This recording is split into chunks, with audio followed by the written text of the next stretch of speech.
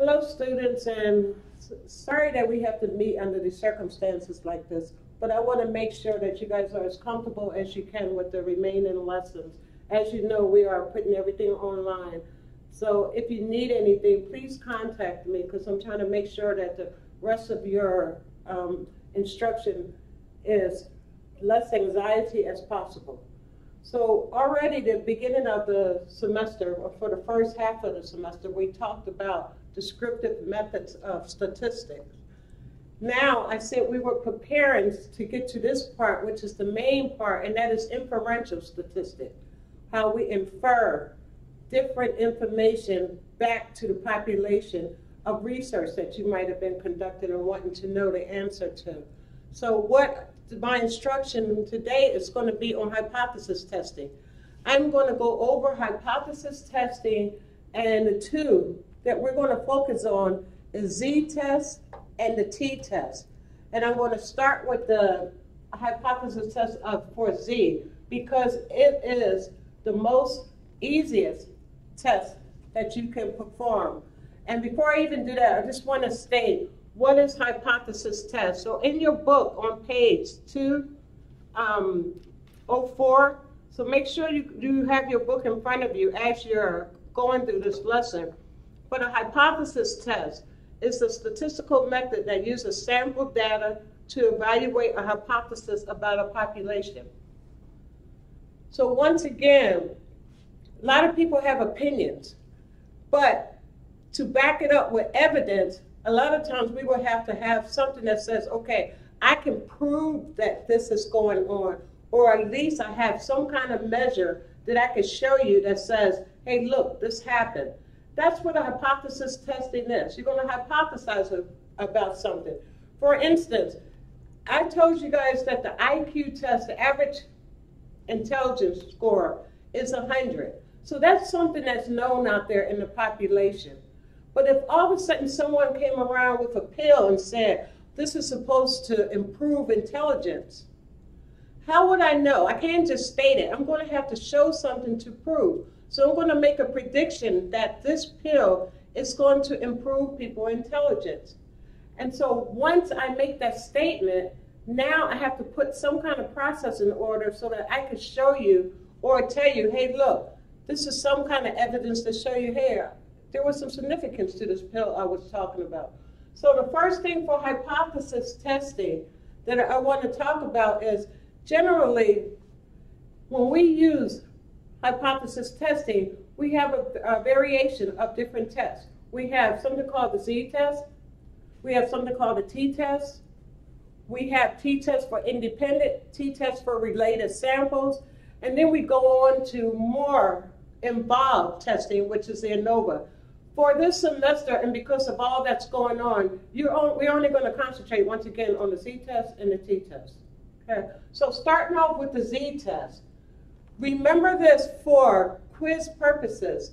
The Z-test, the population parameter is known. Okay, so we do know. And generally, we know other parameters like the standard deviation. Those things are already known. So generally, we'll have this, a number that's here.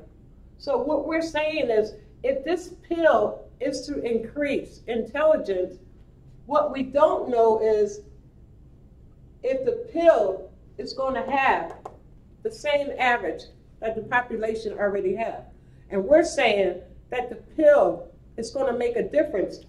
So we want to pull a sample of people that fluctuate around the population parameter. So once we have that, then we will know if the pill really had some significance or if it didn't have any significance. So the first thing I want to talk about is, what do we need when we're using a Z hypothesis test?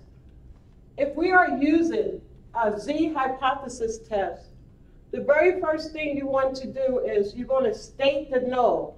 Now, in talking about the null, because on page, I think it's 207 in your book, the null, it tells you the null. The null states that the general population, there is no change.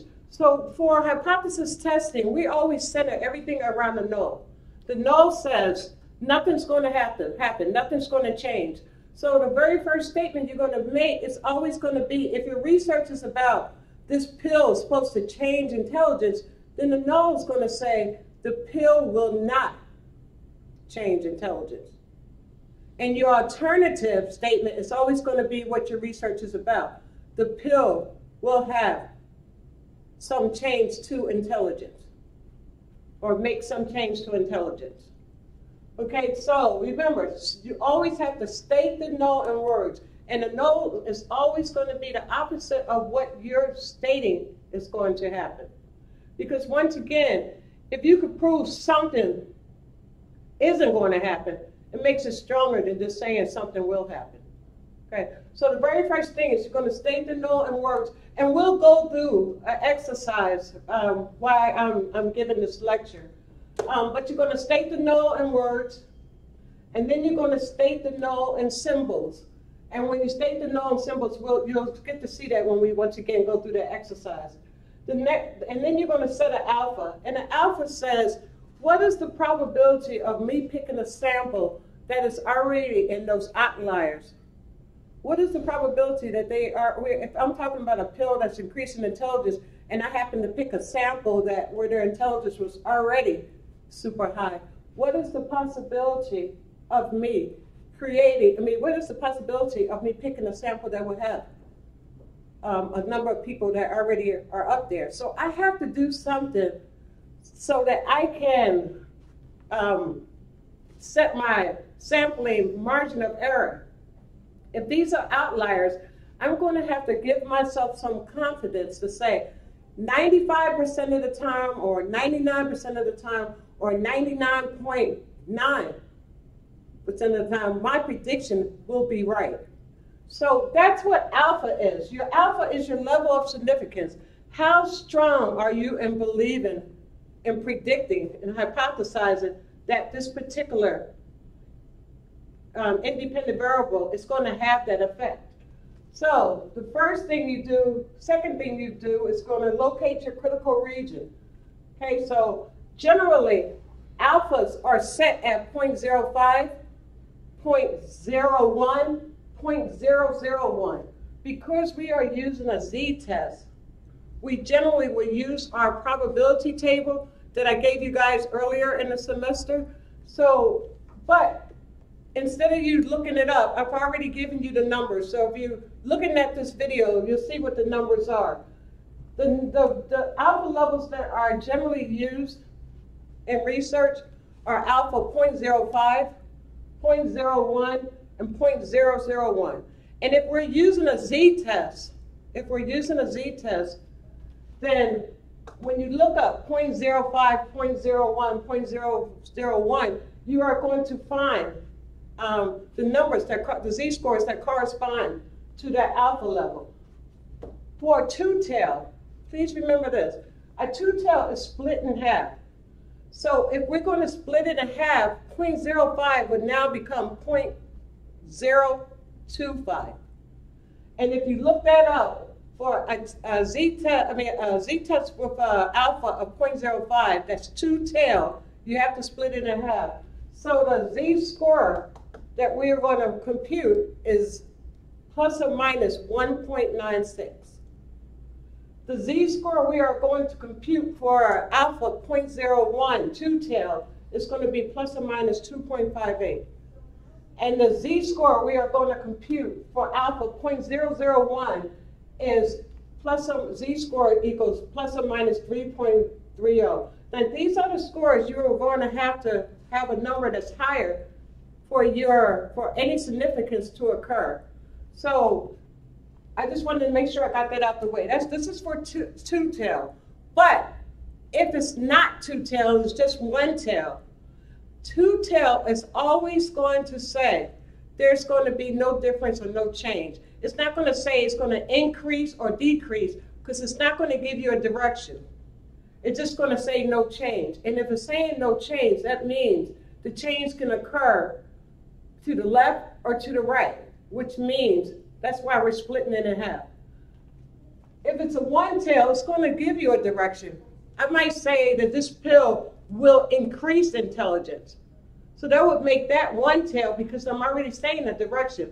I'm saying that people's intelligence will go up when they take this pill.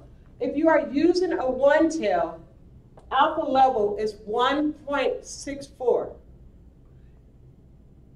For alpha level 0.01, Z is 2.32, and alpha level 0.001 is 3.10. So these are the numbers you're going to have to be for it to have some level of significance. So hopefully you guys understand that. Now let's go and get to the hypothesis testing itself. In your book, and hopefully all of you have a book, but if you don't have a book, I would say find some way to get the material, or just listen very carefully to this lecture.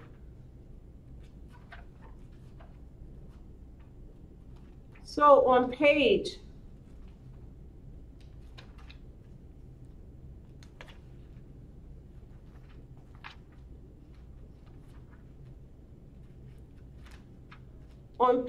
240, we got a hypothesis test with Z. So what I want you guys to do, if you do have the book in front of you, is to read that research. In the meantime, I'm going to read it right now for this lecture. A researcher begins with a known population. In this case, scores on a standardized test that are normally distributed with a mean of 65 and a standard deviation of 15. The researcher suspects that special training in reading skills will produce a change in the scores for individuals in the population. Because it is not feasible to administer the special training to everyone in the population, a sample of N equal 25 participants was selected. The treatment is given to this sample. Following treatment, the average score for this sample is mean equals 70. Is there evidence that the training had an effect on test scores? Most of the time in real life, you will go out and collect this data. Of course, we're not sending you out to collect any of the data, so I'm giving you the numbers itself. So if I have went out and collected this data and I came back with a sample mean of 70, that's what that 70 is for. Okay. So first thing I want to state is the null hypothesis. This says that the specialized training is going to have some effect. It didn't say it's going to increase. It didn't say it was going to decrease. So this is a two-tail because it can go either way. If it decreases or if it increases, either way, if the number is different, either way, then you have some significance. So the first thing we did was we want to state the null in words. So the null in words says the null hypothesis states that the specialized training has no effect. That's all you have to put. Specialized training has no effect. The null in symbols says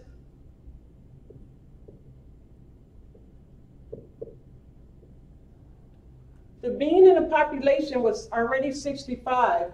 So the null says it's going to stay 65. Okay. So in symbols, H subscript 0, mean equals 65. That's the way you would write that. Your alternative, which you said the specialized trainer will have some effect, it's going to look like mean not equal to 65. Mean not equal to 65.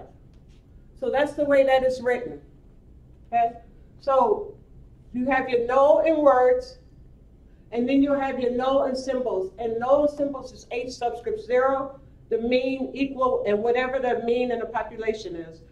And the alternative is H subscript 1 and mean and a not equal sign, whatever the mean was in the population. So that's all you do for the symbols. Next thing we want to do is set our alpha. We already know that these are the alphas that's used, 0.05, 0.01, 0.001. And for this sample right now, we're going to use alpha 0.05. So next thing we want to do, we're going to say I am 95% confident that the specialized training is going to have some kind of effect. So I'm going to use a probability of 0.05 in the regions to say only this minute number may be people who are already outliers and have specialized training anyway. Okay, so the next step was, after that, then you're going to locate your critical region. I already did that for you.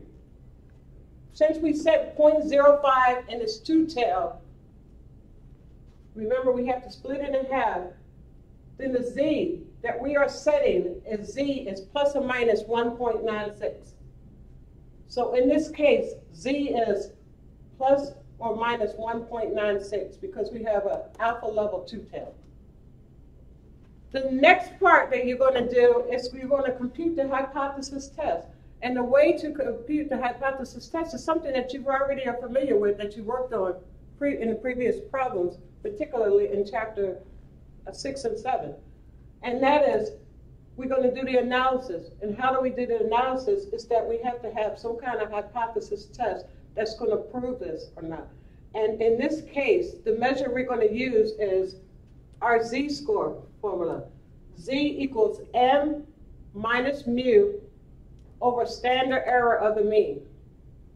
And remember how to compute standard error of the mean.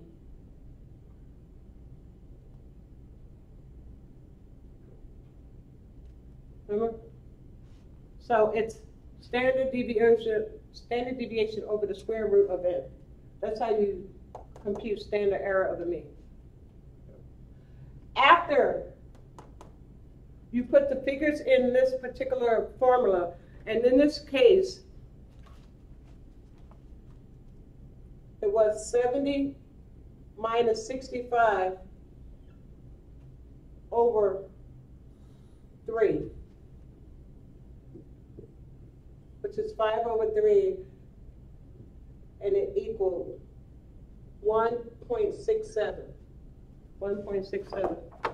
We set our alpha, locate the critical region at plus or minus 1.96. Please remember this. If your computed z is less than the alpha, the critical region that you set, then you are going to fail to reject the null. When you make your decision, you're going to have two decisions you're either going to make. You're either going to reject the null because the null is wrong, because the null said nothing was going to happen and something did happen, or you're going to fail to reject the null and nothing did happen. The only way for something to happen is if your computed z, if it's higher than the critical region that you set, then the null is wrong. If it's lower than the critical region that you set, then the null was right and nothing happened. And in this case, 1.67 is lower than the 1.96. So when you make a decision, in this case, you fail to reject the null.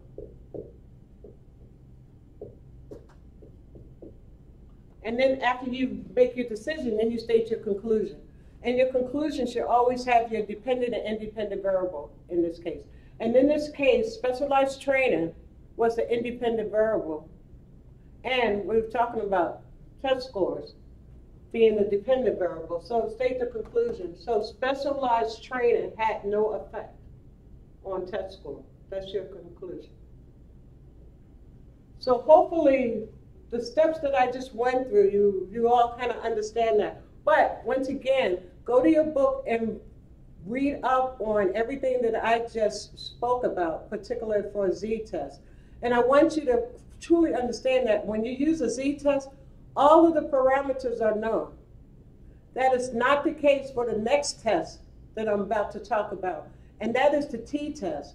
But I do want you to note somewhere in your notes or somewhere that t-test is the most highly used hypothesis test. The t-test is the most highly used hypothesis test. The z-test is the most easiest used. The t-test is the most highly used hypothesis test. And the t-test in your book, look on page 575 for the t-test distribution, because you're not going to use the same probability that you would for the z-test. But we're going to talk about the t-test right now.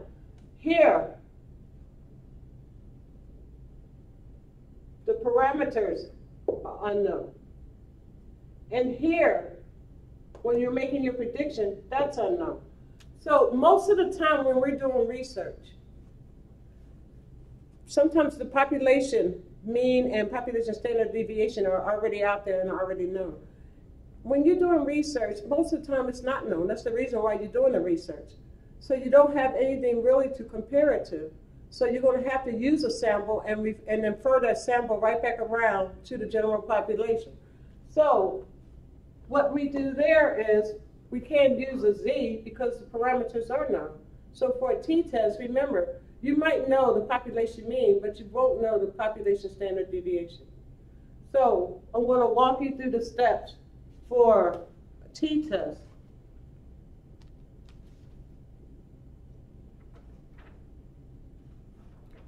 And for the t-test, I'm trying to find a page for you to go to in your book. Go to page 274. And this has an example of what you're going to use there too. For the t-test, you're going to do the exact same thing as you did for a z-test. You're going to state the null in words. So I'm going to read the research that's listed on that page, and then we'll walk through the steps.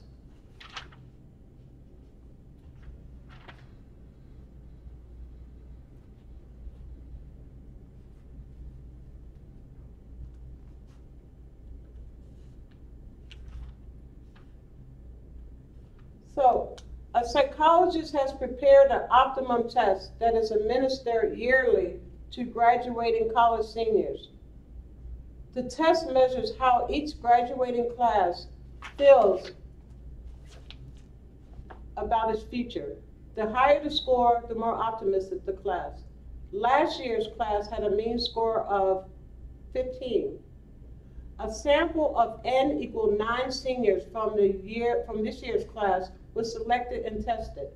The scores for these seniors are 7, 12, 11, 15, 7, 8, 15, 9, and 6, which produced a sample mean of M equals 10, with SS equal 94. And you all remember what SS stands for. On the basis of this sample, can the psychologist conclude that this year's class has a different level of optimism than last year's class? Note that the hypothesis test uses a t-statistic because the population variance is not known. Okay? So, first thing you're going to do is state the null in words. So the null states that the mean optimism score for this year's class is the same as the mean for last year's class. So it's saying there's not going to be any change. So we're stating the null in words. It says nothing's going to happen. The second thing is you're going to state the null in symbols. Same way. H subscript 0, mean equal, and in this case it was 15. And H subscript 1, the mean is not equal to 15. So it looks similar to the Z hypothesis test. Okay. The next thing we're going to do is locate our critical region. You're going to locate the critical region. And when you locate the critical region, then you have to go to page 575 for the T distribution chart. 575 for the T distribution chart.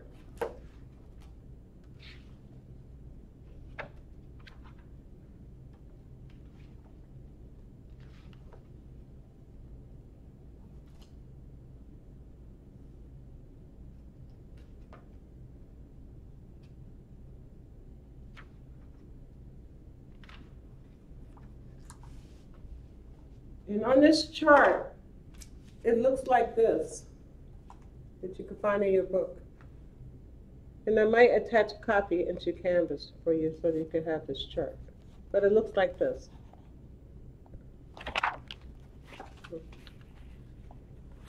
if you notice that it has two lines at the top. One says proportion in one tail, the other one says proportion in the two tail. You're going to find the alpha level, but the very first thing before you find the alpha level, you're going to have to find your degrees of freedom. Okay. So if we set alpha level of 0.05, okay, and in this case, there were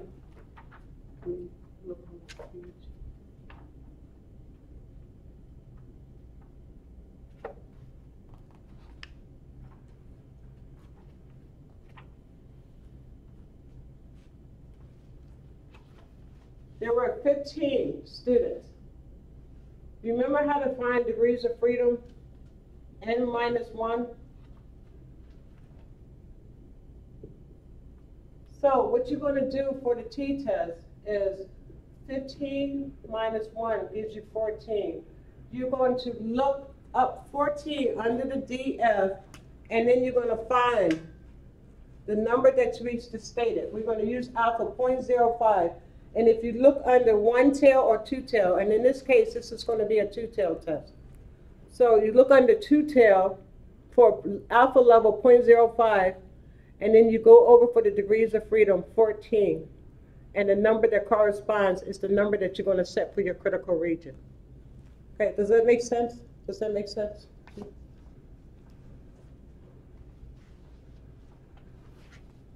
After you get your critical region, then you're going to put that down and state what your critical region is. And in this case, because we're saying it's two-tailed, the critical region is set at plus or minus 2.306. 2.306. And then we're going to follow the same thing here. You're going to compute your hypothesis test. And in this case, your hypothesis test says the same thing.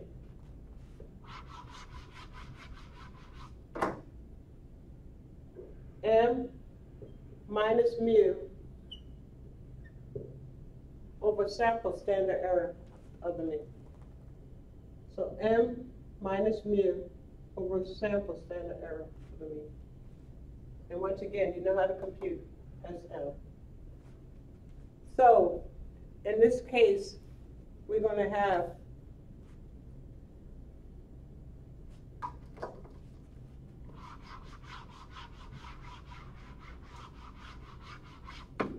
can you see all this? I was trying to stay on this side. I'm making sure I stay on this side so that you guys can see it more clearly. So the first thing you're going to do, you're going to have something that says this.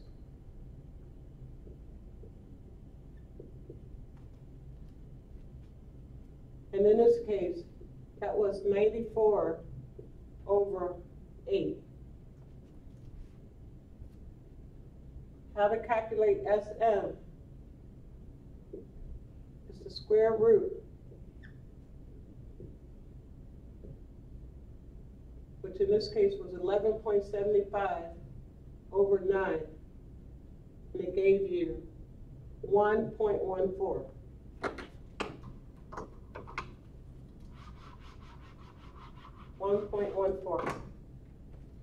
And then you got your T. That's the next last step. And that is M minus mu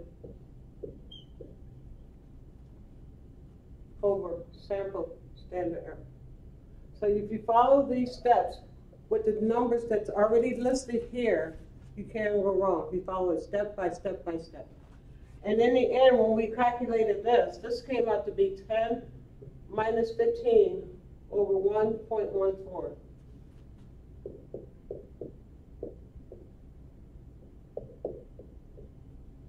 Which gave you negative 4.39. Now remember,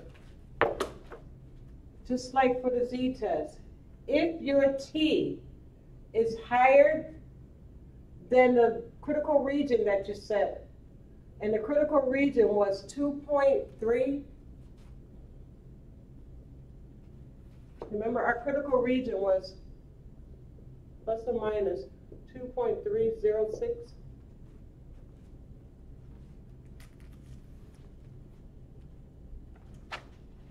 This is higher than 2.306. Don't let the negative fool you, because remember, this is two-tailed. When it's two-tailed, it doesn't matter if it's a negative or if it's a plus, if this number is higher. Here, it only matters if you have a one-tail, and if the one-tail is a positive.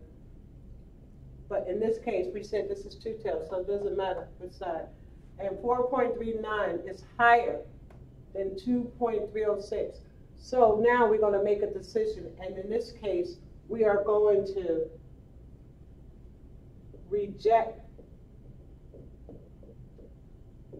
the no.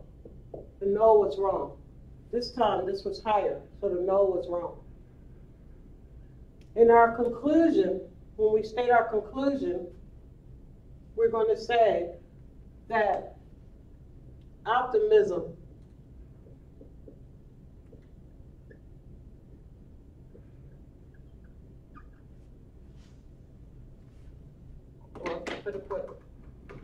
there was a significant level of optimism. And hopefully you guys can see that.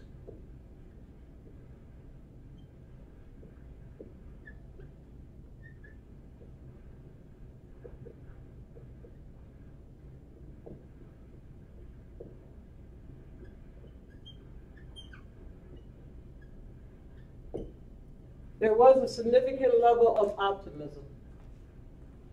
Okay, so hopefully this makes sense, and I'm just hoping that this helps a little bit as you are going through your lesson. I'm going to try to put this on YouTube and then upload it so that you guys can see it. But you can always call and ask me questions. These are the two tests. I just wanted to make sure I got out the way that you guys maybe have a little bit more understanding rather than just reading the book. So once again, for Z-test, parameters are known. T-test, parameters are not known. For the T-test, you use these for your critical region in alpha.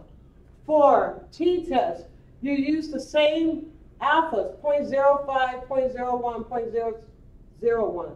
But you have to go on that chart that's in the book and look up one tail or two tail. You have to use your degrees of freedom, which is n-1, for you to compute your critical region. And then you go through these steps. You have to compute your variance, compute your standard error of the mean, and then your t-test. And then you're going to follow the same suit. Make a decision to reject or fail to reject, and give a conclusion. There was significant or there was no significant. And in this case, there was significant. In the first case, there was no significant. In this case, it was significant. Okay, so once again, hopefully that helped. But I do want you to know, if you have any questions, please call me. I know this is difficult times right now, but we're all trying to get through it together. And I'm trying to lower some of your anxiety. Hopefully this didn't increase your anxiety. But I'm trying to lower you guys' anxiety. And we're just going to concentrate on the Z and the T test. You still are going to have your midterm. The midterm is going to be put online. So you're going to look at the midterm after April 6th. The midterm should be there by April 6th. So have a good one, and please, please stay safe.